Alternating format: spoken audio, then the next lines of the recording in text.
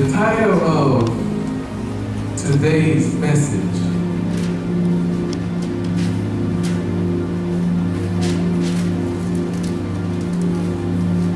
and before I get the title, saints, I must tell you that I pondered on this message hard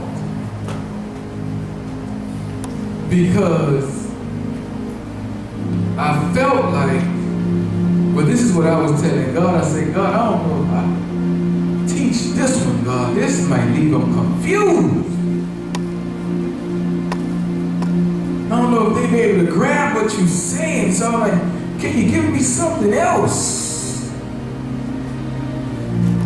But he didn't. Or shall I say he wouldn't.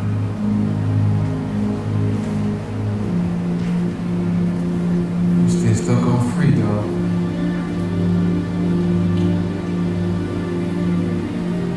The title of today's teaching, I come to teach today. Can I teach for just a little bit today?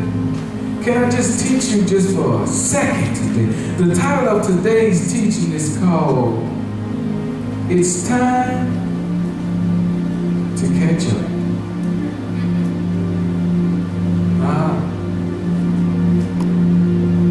It's time to catch up.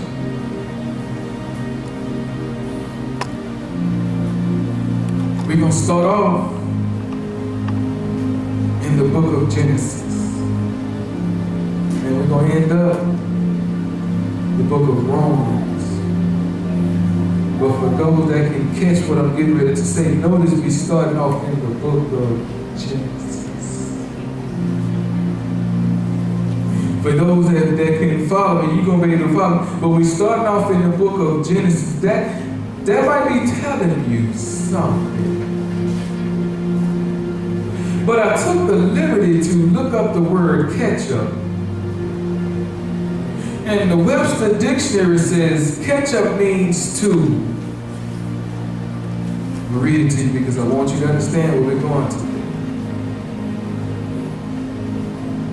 An effect to reach or pass the norm.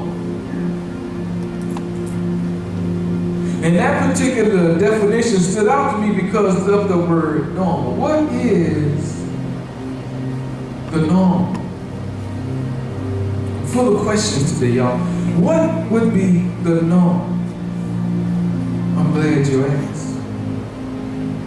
God's plan is the norm.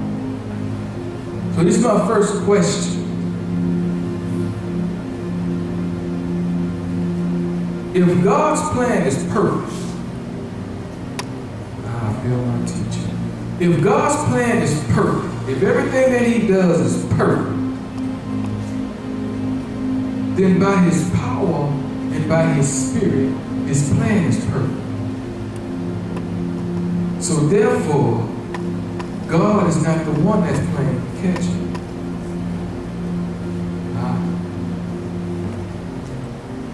We have to play catch up. But it's time to play catch up because there's something that you are supposed to be doing, but you can't do it because you're behind on the plan of the Father. Well, how was that, Brother Graham? I'm glad you asked. Let's get into the word today. I'm not going to be before you long. Genesis chapter 1.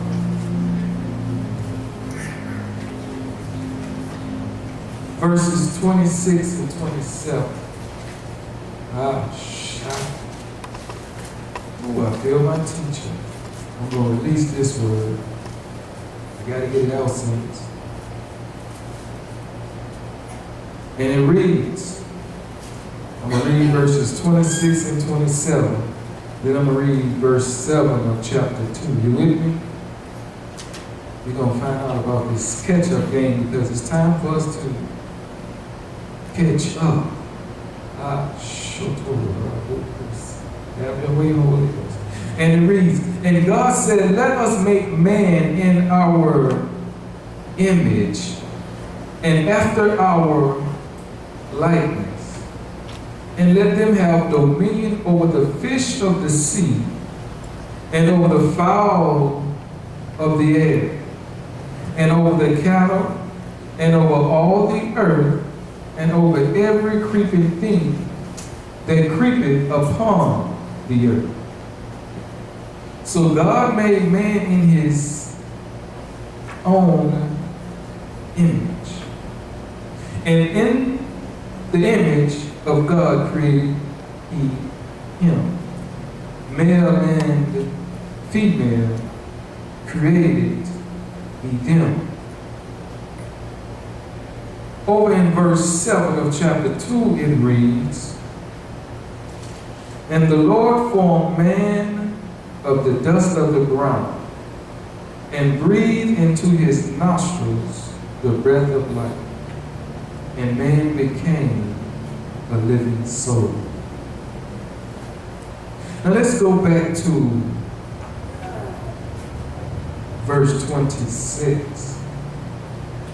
A few key pointers I want to point out in this verse and verses 27.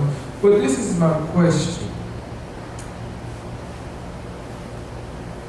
Why did God decide to create man in his image and likeness? What was the purpose of it?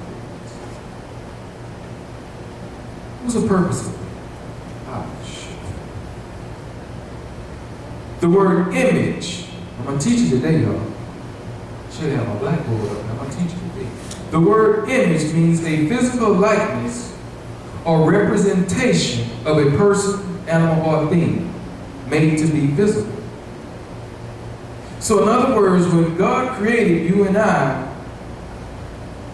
he formed us exactly the way he looks. Why would he do such a thing?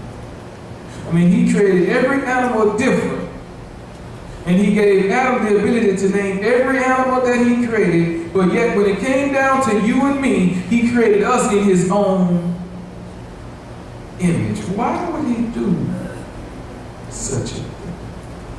And then he goes on to say he created man in his likeness. The word likeness means the quality or state of being like. So let's understand this, because you have to understand this before you can understand how to catch up. So you have to understand, not only did he create you in his own image,